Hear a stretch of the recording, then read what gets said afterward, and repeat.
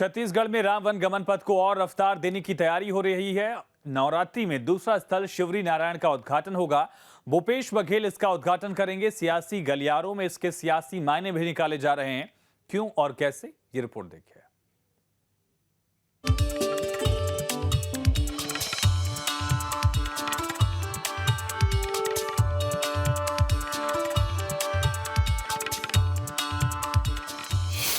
छत्तीसगढ़ में रामवन गमन पथ को रफ्तार। 2023 में हिंदुत्व के मुद्दे को मिलेगी धार। जिन जगहों पर राम का वास रहा था, जल्द ही वहां भक्तों को उनके आराध्य का एहसास भी होगा। इस मुहिम में रामवन गमन पथ की दूसरी साइट शिवरी नारायण का उद्घाटन जल्द होगा। नवरात्र में सीएम भूपेश बघेल इसका उद्घाटन कर सकते हैं। पहली साइट चंद्रखुरी का लोकार्पण पहले ही हो चुका है। राम के ननिहाल की भव्यता देखते ही बनती है। यहाँ कौशल्या माता का मंदिर है, जिसे रामवन गमन पथ निर्माण के पहले चरण में सजाया संवारा जा चुका है। अब दूसरे चरण में शिवरी नारायण का लोकार्पण करने की तैयारी है। अब सवाल है कि आखिर शिवरी नारायण कहाँ है और इस जगह की क्या मान्यता है। तो दरअसल रायपुर से करीब 130 किलोमीटर और बिलासपुर से करीब 64 किलोमीटर दूर पर यह जगह है। शिवरी नारायण की गणना तीर्थराज प्रयाग के रूप में होती है। उत्तर में बद्रीनाथ, दक्षिण में रामेश्वरम, पूर्व में जगन्नाथ धाम, पश्चिम में द्वारकापुरी और मध्य में छत्तीसगढ़ के शिवरी नारायण को पांचवा धाम माना जाता है। भगवान राम वनवास के दौरान मांड नदी होते हुए चंद्रपुर और फिर महानदी मार्ग से शिवरी नारायण पहुंचे थे। शिवरी नारायण के नजदीक ही उन दिनों मतंग ऋषि का आश्रम था। श्री राम ने उस आश्रम में कुछ समय बिताया था। इसे शबरी माता का जन्म स्थान भी कहा जाता है। इसकी भव्यता बढ़ाने का काम तेजी से चल रहा है। दावा किया जा रहा है कि सरकार के एजेंडे में राम वन गमन पथ पहले चरण में है, इसलिए काम की रफ्तार में इतनी तेजी है। देखिए, भारतीय जनता पार्टी के लिए राम वोट दिलाने की वस्तु है। छत्तीसगढ़ की कांग्रेस पार्टी के लिए भगवान राम छत्तीसगढ़ की संस्कृति के अभिन्न अंग के रूप में है।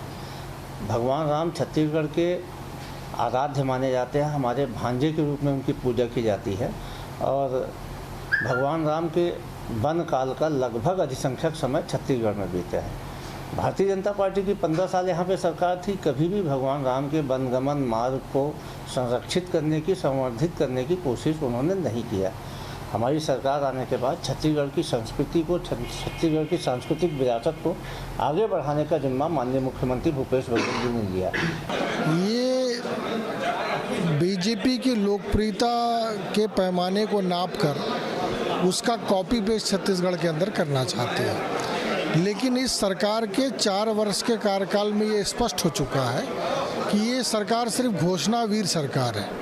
ये सिर्फ घोषणाएं करती है, शिलान्यास करती है, लेकिन उसका लोकार्पण कब होगा इसकी जानकारी किसी को रहती नहीं है। राम वन गमन पथ में भी सरकार इसी प्रकार का रवैया अपना रही है।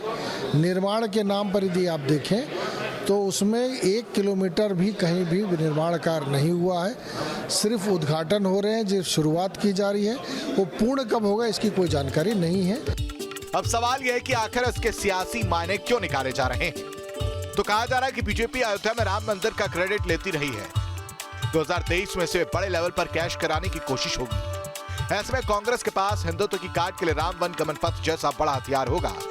इसके सामने बीजेपी की ध्रुवीकरण की कोशिश बेअसर हो सकती है। शायद इसलिए सरकार जोर शोर से पथ निर्माण के काम को आगे बढ़ा रही है। छत्तीसगढ़ सरकार राम वन गमन पथ को लेकर लगातार तैयारी कर रही है। रायपुर के पास चंद्रखुरी से इसकी शुरुआत हुई थी, तो अब दूसरी साइट शिवरी नारायण में भी इसका काम चल रहा है। माना जा रहा है कि आने वाली 10 अप्रैल को मुख्यमंत्री भूपेश बघेल इस दूसरी साइट का उद्घाटन करेंगे।